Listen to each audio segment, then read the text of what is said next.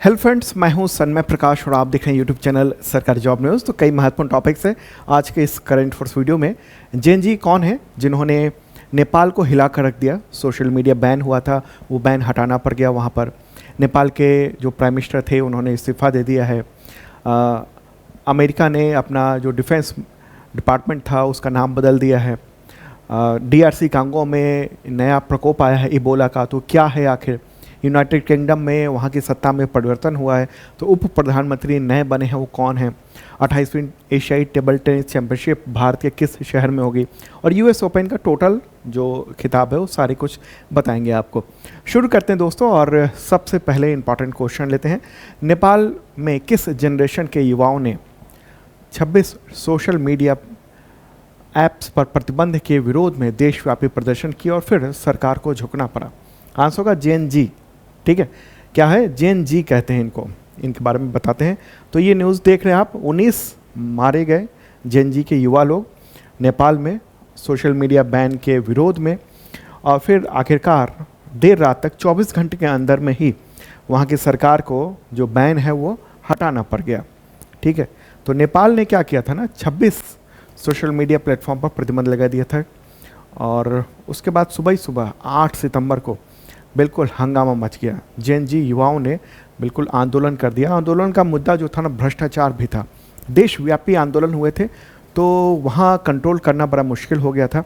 यहाँ तक कि जो काठमांडू, राजधानी काठमांडू है, वहाँ पर जो संसद है उसके में भी प्रवेश कर गए थे और उस पर कब्जा करने की कोशिश हुई थी। 19 लोग मारे गए, 300 से ज़्यादा घायल हुए वहाँ पर। ठीक है, फिर कैबिनेट की मीटिंग हुई, उसके बाद फिर वहाँ की सरकार ने कहा कि हम प्रदर्शनकारियों की बात मान रहे हैं और सोशल मीडिया को ओपन कर दे रहे हैं। ओके, तो ये है पूरा मुद्दा। वहाँ की सरकार के जो प्राइम मिनिस्टर हैं KP शर्मा ओली हैं, आखिरकार उनको फिर अपने कदम पीछे लेने पड़े हैं। अब सवाल होगा कि जेएनजी होता क्या है, तो उससे पहले समझिए ये जनरेशन के बारे में।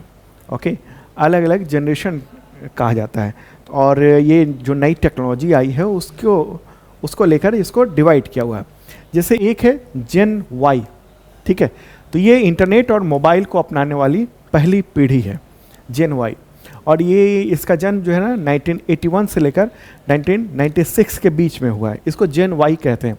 अगर आपका जन्म 1981 से लेकर 1996 के बीच में हुआ, तो ये इसका मतलब ये हुआ कि इंटरनेट का जब उदय हो रहा था और कंप्यूटर मोबाइल की शुरुआत हो रही थी उस दौर के। फिर आता है दूसरा जनरेशन जेड, यानी जेन जी, जनरेशन जी।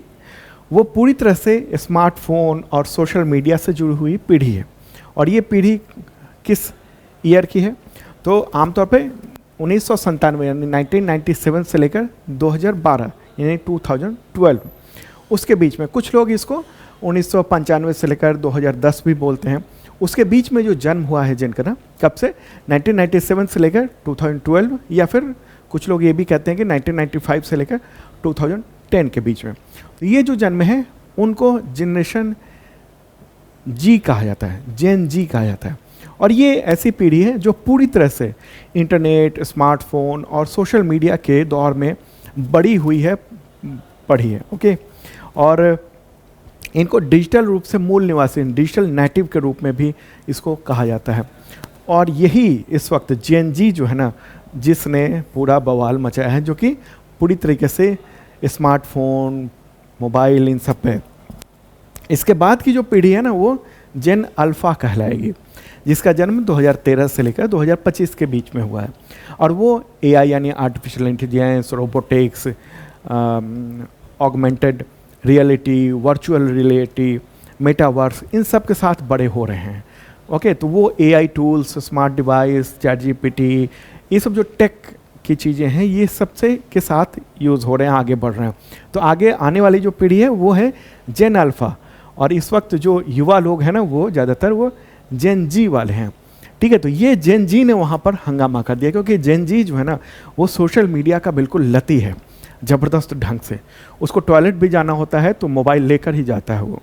ओके, ज़्यादातर की बात कर रहा हूँ, आप में से बहुत सारे लोग होंगे जो ऐसे नहीं होंगे, लेकिन ज़्यादातर की ये स्थिति है। तो अब क्या हुआ, वहाँ पर अचानक से सरकार ने नेपाल में प्रतिबंध लगा दिया सोशल मीडिया ऐप्स पर, और वो एक दो नहीं, 26 ऐप पर। और एक ही ऐप जो है ना वो बचा रहा, वो था टिकटॉक, जो कि चीन की सरकार या चीन से जुड़ा हुआ है वो ऐप, ठीक है। तो एकमात्र वही ऐप था। क्यों बैन किया गया था, मैंने कल के करंट अफेयर्स में आपको बताया था। वह ये था कि वहाँ की सरकार ने ये कहा था तमाम सोशल मीडिया प्लेटफॉर्म से कि वो रजिस्ट्रेशन करा ले, ठीक है। तो किसी ने भी रजिस्ट्रेशन नहीं कराया इन 26 में से, ओके। तो इन 26 ने नहीं कराया, बार बार सरकार ने वक्त दिया कि 1 हफ्ते देते हैं, 2 हफ्ते देते हैं, लेकिन उन्हें रजिस्ट्रेशन नहीं कराया। उसके बाद फिर अल्टीमेटली सरकार ने इसको बैन कर दिया।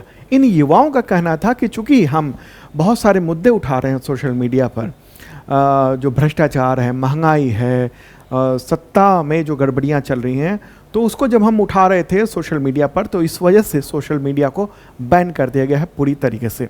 अब अचानक से तमाम युवाओं के हाथ में जो मोबाइल है वो बिल्कुल बेकार हो गया। बेकार हो गया मतलब केवल फ़ोन इस्तेमाल करने लायक रह गया। अब सोशल मीडिया को चला नहीं सकते थे, तो आदि लोग हो गए थे, मतलब उसी के लती हो गए लोग। उसके बाद जो प्रदर्शन शुरू हुआ तो पूरे नेपाल में जो प्रदर्शन जो है वो बढ़ गए। इसके कई और प्रमुख वजह थी। एक तो सोशल मीडिया पर जो बैन लगाया ये वजह थी, दूसरी है भ्रष्टाचार, महंगाई, बेरोजगारी और नेपोटिज्म, ओके। यहाँ क्या है ना कि सरकार जो है भाई भतीजाबाद वो ज़्यादा कर रही है इस वक्त, ऐसा युवाओं का कहना है। चहेतों को कुर्सियों पर बैठाया जा रहा है, नेताओं के बच्चों की विदेशी यात्राएं हो रही है, उनके शान और शौकत बढ़ रही हैं, और तो ये सब चर्चा हुई। फिर फिलीपींस में और इसके अलावा इंडोनेशिया में नेपो बेबी कैंपेन चला था, नेपो बेबी कैंपेन चला था, जो वहाँ की सरकारों के पर जो सत्ताधारी लोग हैं उनके जो बच्चे हैं जिस ऐश मौज में रह रहे हैं उनको जो आगे बढ़ाया जा रहा है, इसके खिलाफ था नेपो बेबी। और ये कैंपेन जो है ना वो ट्रेंड जो है ना वो नेपाल में भी सोशल मीडिया पर ट्रेंड करने लगा था। तो सरकार को इससे प्रॉब्लम भी हो रही थी और आखिरकार सरकार ने जो है बैन लगाया। तो जब बैन लगाया तो इससे अभिव्यक्ति की आज़ादी पर भी अंकुश माना गया और युवाओं ने पूरा हंगामा कर दिया। 3 बड़े घोटाले भी वहाँ पर हुए हैं। 2021 में 54,600 करोड़ रुपए का गिरी बंधु भूमि स्वैप घोटाला था। 2023 का 13,000 करोड़ का ओरिएंटल कोऑपरेटिव घोटाला था। 2024 का 69,000 करोड़ रुपए का एक और कोऑपरेटिव घोटाला हुआ था। तो उससे बहुत ज़्यादा मतलब जो युवा हैं वो खफा थे। राजनीतिक अस्थिरता भी वहाँ पर बहुत ज़्यादा है। 5 साल में 3 सरकारें आई है। 2021 में शेर बहादुर देउबा पीएम थे। दिसंबर 2022 में प्रचंड बने प्राइम मिनिस्टर। फिर जुलाई 2024 से के बाद केपी शर्मा ओली वहाँ प्राइम मिनिस्टर बन गए। बेरोजगारी और आर्थिक असमानता बहुत ज़्यादा है वहाँ पर, महंगाई काफ़ी ज़्यादा है, विदेशी दबाव को भी वहाँ लोग महसूस कर रहे हैं। जब से केपी शर्मा ओली आए हैं तब से चीन की ओर सरकार का झुकाव जो है वो बढ़ गया है वहाँ पर नेपाल में। सरकारों के कई सारे फैसले जो हैं वो अमेरिकी प्रभाव में लिए जा रहे हैं, चीन के प्रभाव में लिए जा रहे हैं। सोशल मीडिया बैन भी हुआ तो सिर्फ एकमात्र चीनी ऐप टिकटॉक चलता रहा। तो युवाओं को वहाँ पर लगता है कि ये देश जो है ना नेपाल बड़े पैमाने पर मतलब मोहरा बन रहा है अलग अलग शक्तियों का, ठीक है, चाइना का खास तौर पे और दूसरी तरफ अमेरिका का भी। तो उसको लेकर वहाँ काफ़ी विरोध था और नज़ारा आपने तो देखा ही, जो कंटेंट देखा आपने। ओके, चलिए अब आगे बढ़ते हैं और दोस्तों पसंद आ रहा हो तो लाइक बटन दबाइएगा। अगला क्वेश्चन होगा, सितंबर 2025 में नेपाल के किस प्राइम मिनिस्टर ने इस्तीफा देने की घोषणा कर दी है? क्या नाम है इनका? शिगेरू इशिबा, जापान के प्राइम मिनिस्टर। तो 7 सितंबर को उन्होंने इस्तीफे की घोषणा की है और मात्र 11 महीने पहले वो प्राइम मिनिस्टर बने थे। और अब जो है वो उन्होंने अपनी पार्टी से भी, जो सत्तारूढ़ पार्टी है एलडीपी, उससे भी हटने का ऐलान कर दिया है। क्या हुआ है? दरअसल अभी हाल के चुनाव में भारी हार का सामना करना पड़ा था, जो अलग अलग उपचुनाव हुए और जो अलग अलग क्षेत्रों में जो चीज़ें हुई उसको लेकर, तो उसकी वजह से फिर वहाँ देखा गया कि पार्टी जो है ना वो हो सकती है टूट जाए। तो उस पार्टी के टूट को बचाने के लिए, और लोगों में भी असंतोष बहुत था क्योंकि अमेरिका ने जब से टैरिफ मामला बढ़ाया है तब से वहाँ की स्थिति थोड़ी सी गड़बड़ हुई है। तो इन सब चीज़ों को देखते हुए माना जा रहा था कि कहीं ऐसा ना हो कि पार्टी ही टूट जाए, एलडीपी टूट जाए। तो अब इन्होंने इस्तीफा दे दिया है, कहा कि अब नया नेतृत्व जो होगा वही आगे जो भी कुछ है वो करेगा। ठीक है, ये तो एक इम्पॉर्टेंट पॉइंट ये देख लिया आपने। एक बार जापान भी देख लेते हैं, मैप के ज़रिए समझ लेते हैं। प्यारा भारत है अपना, और जापान आपको कहाँ है, इस तरफ है, यहाँ पर इस ओर है जापान। ये वाला जो हिस्सा दिख रहा है ना, ये है जापान, ये यहाँ पर अभी कलरफुल आपको दिख गया। यहाँ की राजधानी क्या है, टोक्यो है, और यहाँ पर सम्राट होते हैं यानी किंग भी हैं, नारुहितो। मुद्रा यहाँ पर चलती है जापानी येन। अगला क्वेश्चन बहुत ही महत्वपूर्ण होने जा रहा है एग्जामिनेशन के पॉइंट ऑफ व्यू से। क्वेश्चन है, वेनिस फिल्म फेस्टिवल में सर्वश्रेष्ठ निर्देशक यानी बेस्ट डायरेक्टर का जो प्रतिष्ठित एक अवार्ड है उसका नाम क्या है? ओरिजोंटी अवार्ड। ओरिजोंटी अवार्ड जीतने वाली पहली भारतीय महिला कौन बनी है? यहाँ पर क्या है सवाल, पहली भारतीय महिला। तो जब भी पहली हो या इस तरह की चीज़ें हो तो इम्पॉर्टेंट ऑटोमेटिकली हो जाता है एग्जामिनेशन में। क्या होगा इसका आंसर? अन्नपूर्णा रॉय। ठीक है, अन्नपूर्णा रॉय। और किस फिल्म के लिए इनको मिला है, ये भी सवाल हो सकता है। तो फिल्म का नाम है सॉन्ग्स ऑफ फॉरगटन ट्रीज, इसके लिए मिला है इनको।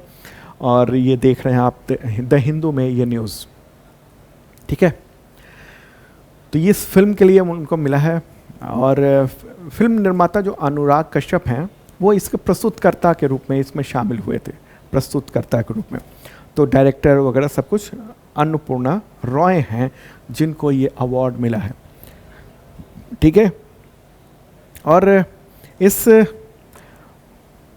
फिल्म के बारे में बात कर लें।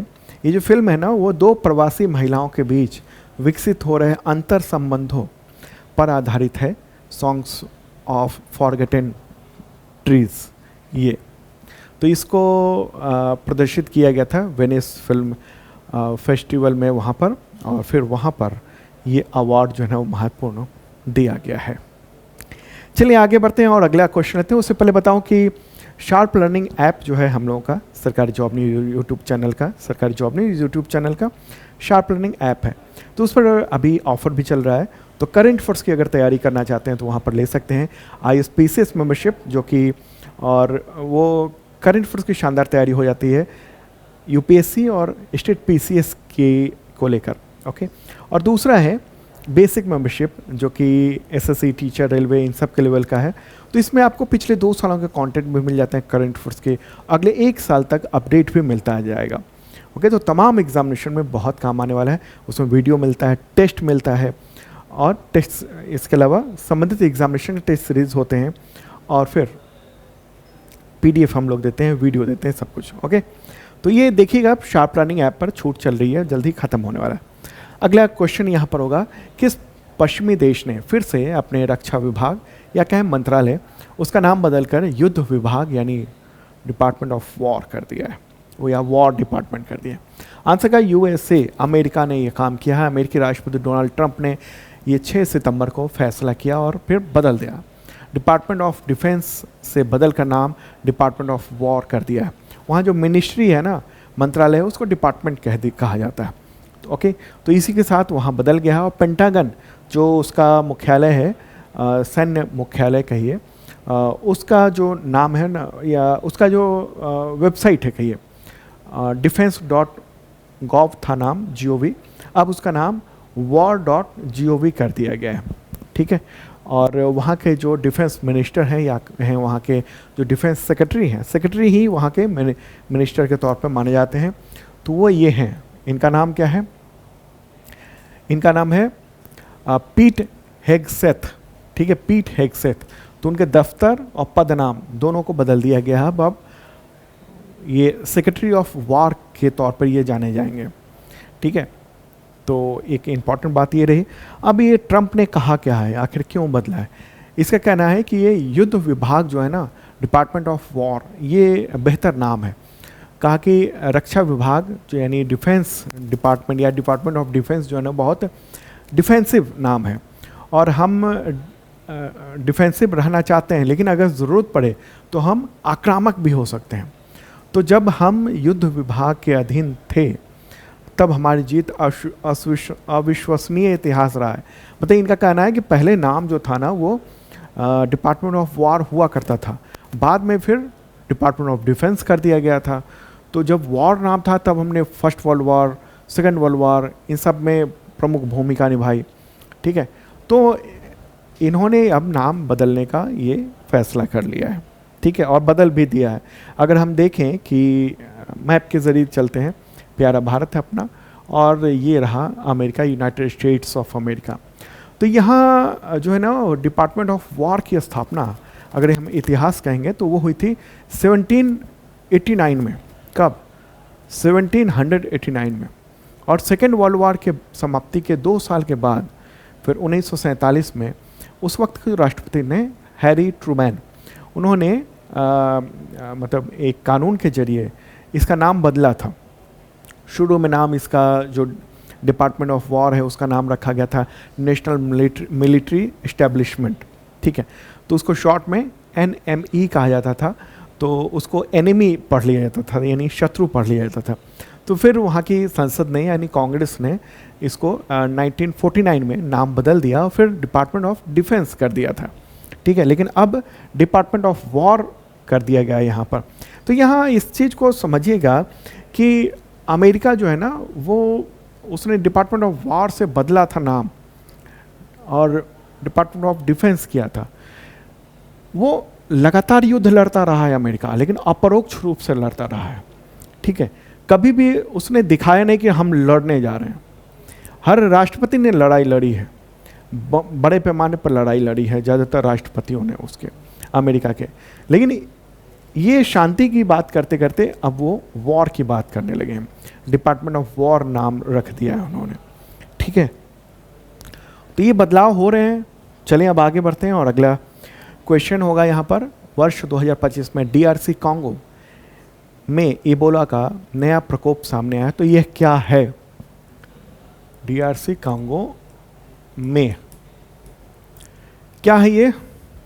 क्वेश्चन हो सकता है एग्जामिनेशन में। आंसर होगा वायरस है ये, वायरस। और ये न्यूज़ देख रहे हैं आप कि न्यू इबोला आउटब्रेक इन कांगो। तो ये हुआ है और 15 से ज़्यादा लोगों की मौत हो गई है, अभी की बात है ये वायरस है। तो सितंबर में फिर से मामला सामने आया है, लोग मारे जा रहे हैं, जिसमें 4 स्वास्थ्य कर्मी भी हैं।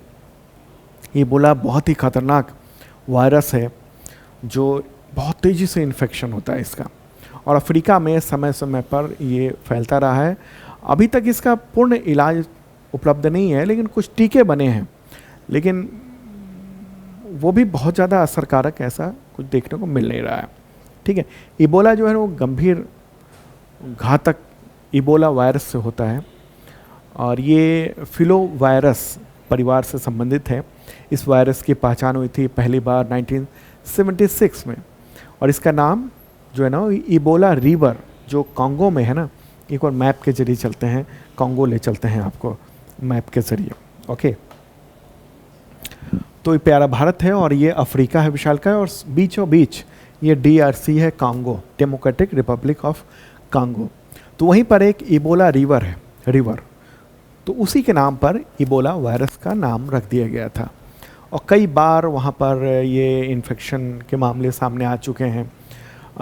इसका जो ट्रांसमिशन है ना वो चमगादड़ से वो ज़्यादा तौर पे देखा गया है वहाँ पर। इंसान से इंसान में भी होता है, संक्रमित व्यक्ति के खून से, पसीने से भी, यहाँ तक थूक, उल्टी, दस्त या शारीरिक द्रव उस सब से संपर्क में आने से होता है। संक्रमित सुई, यहाँ तक कि जो डेड बॉडी है उसको छूने या दफनाने की प्रक्रिया में भी इन्फेक्शन हो जाता है। तो यहाँ इतना खतरनाक है ये। ठीक है, इन्फेक्शन होने के बाद करीब 2 से 21 दिनों तक असर दिखने में वक्त लगता है। तेज बुखार होता है, सिर दर्द, मांसपेशियों में, जोड़ों में दर्द, थकान, कमजोरी, गला में खराश, दाने, ये सब बहुत सारी दिक्कतें होती है। डिहाइड्रेशन हो जाता है, लीवर किडनी फेल हो जाता है। मृत्यु दर जो है ना उसका, इस बीमारी का, वो 25% से 90% तक हो सकता है। ठीक है, तो ये है बचाव उसी तरीके से कर सकते हैं कि उसके नज़दीक ना जाकर। और यहाँ पर अगर देखें तो पिछले वक्त में जो आउटब्रेक आया उसमें इतिहास का जो सबसे बड़ा इबोला का प्रकोप था वो 2014 से 16 के बीच में हुआ था पश्चिमी अफ्रीकी देशों में, और वहाँ 11,000 से अधिक मौतें हुई थी। DRC कांगो में ही 2018 से 20 के बीच में ये दूसरा सबसे बड़ा प्रकोप आया था और 2300 लोगों की मौत हुई थी। सितंबर में आया है, अभी तक 15 मौतें हो चुकी हैं और आशंका है कि ये मौत बहुत ज़्यादा हो सकती है, खतरा है। तो इस चर्चा है, इसलिए महत्वपूर्ण है एग्जामिनेशन के पॉइंट ऑफ व्यू से। तो एक बार मतलब कॉन्गो के बारे में तो मैंने मैप के जरिए दिखाया, यहाँ पर है। इसकी राजधानी क्या है? किनशासा। क्या है? किनशासा। राष्ट्रपति हैं यहाँ के फेलिक्स त्शिसेकेदी। ओके, मुद्रा यहाँ पर चलती है कॉन्गोलीज फ्रैंक। कॉन्गोलीज फ्रैंक चलती है यहाँ पर मुद्रा। आगे बढ़ते हैं और अगला क्वेश्चन, यूनाइटेड किंगडम के नए उप प्रधानमंत्री कौन बने हैं? Deputy prime minister. नाम क्या है इनका? David Lammy. ठीक है, डेविड लेमी बने हैं और ये न्यूज़ भी आप देख रहे हैं। और ये देखिए फोटोग्राफ इनका। ठीक है, इससे पहले वहाँ पर प्राइम मिनिस्टर जो थी वो एंजेला रेनर थी, लेकिन कुछ टैक्स घोटाले से संबंधित कुछ मामला आ गया तो फिर 5 सितंबर को उन्होंने इस्तीफा दे दिया। इसके बाद डेविड लेमी जो है ना वो उप प्रधानमंत्री बने हैं।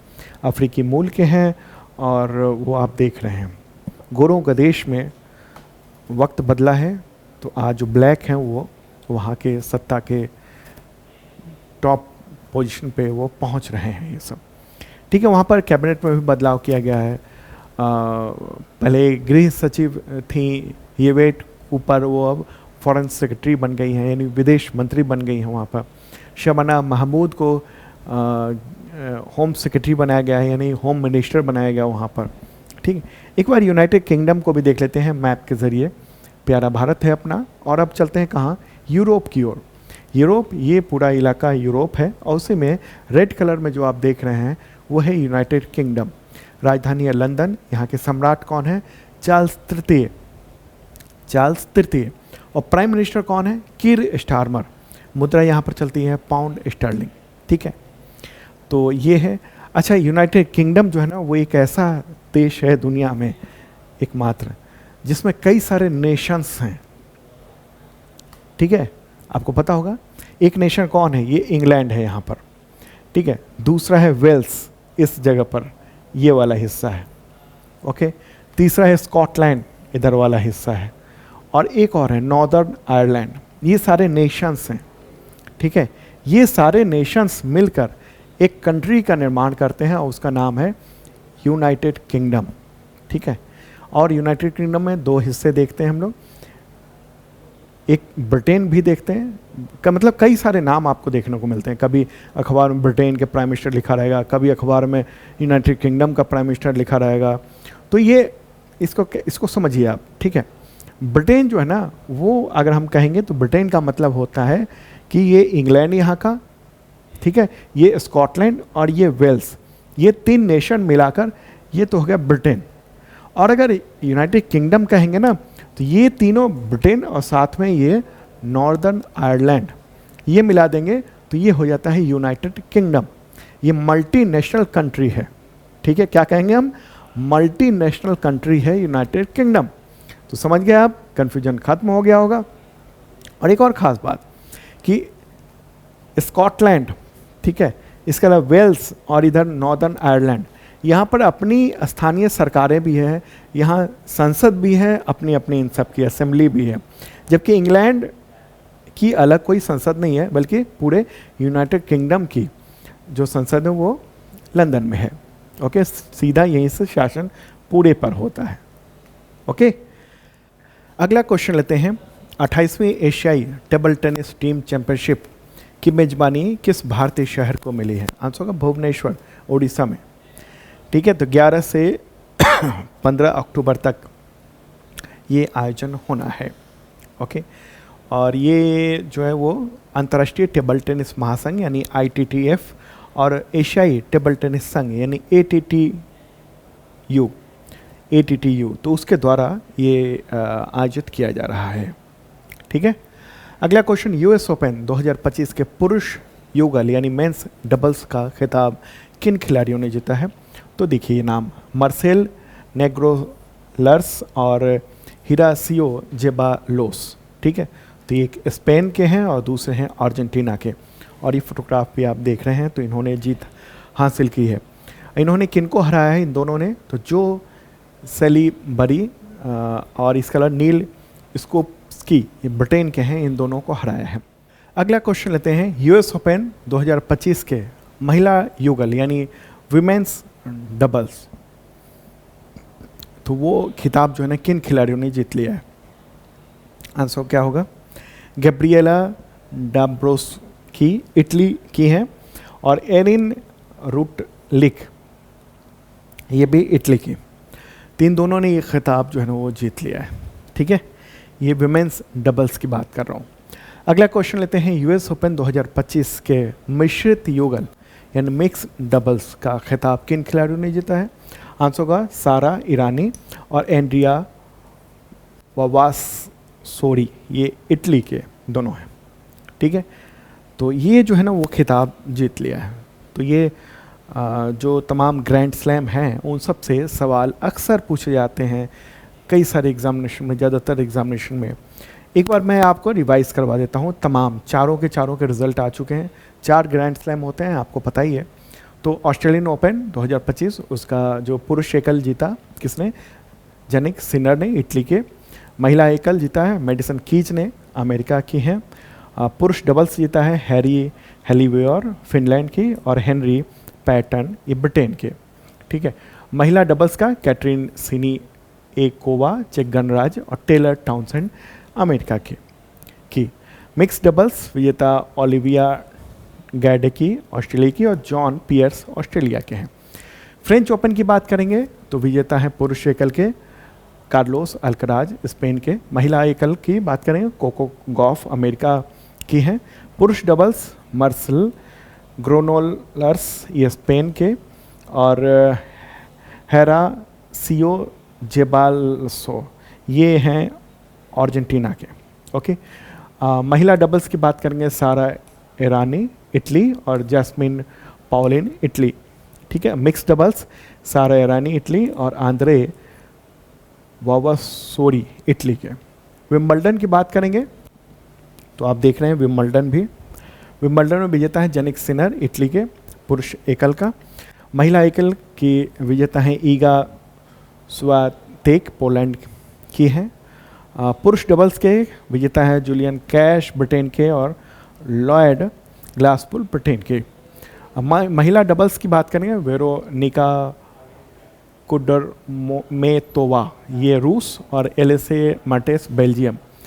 Mix doubles Sem Verbeek, Netherland, और कैटरीना सिनिएकोवा, चेक गणराज्य। और चौथा यूएस ओपन, जिसके बारे में कुछ क्वेश्चन कल दिए थे मैंने, कुछ आज दिए हैं। तो पुरुष एकल विजेता है कार्लोस अल्कराज, स्पेन के। महिला एकल विजेता है आरेना सबालेंका, बेलारूस की। पुरुष डबल्स की बात करेंगे तो मार्सेल ग्रेनोल्स, स्पेन के, और हैरी सियो, ये अर्जेंटीना के हैं। ओके, महिला डबल्स की बात करेंगे तो विजेता कौन है? विजेता है गैब्रिएल डेब्रोस्की, इटली, और एरिन रूटलिक, इटली। ओके, और मिक्स डबल्स सारा ईरानी और एंड्रिया ववासोरी, इटली। तो ये टोटल के टोटल ग्रैंड स्लैम मैंने भी आपको एक साथ रिवाइज भी करा दिए। तो मिलते हैं कल ताज़ातरीन कंटेंट के साथ। ओके, और शार्प लर्निंग ऐप पर जाकर वहाँ पर बैच देखना मत भूलना। करंट अफेयर्स की शानदार तैयारी चल रही है, और बीपीएससी के भी बैचें चल रहे हैं। यूपीपीसीएस का भी नया बैच आने वाला है अगले एग्जामिनेशंस के लिए। ओके, फिर मिलते हैं, बाय।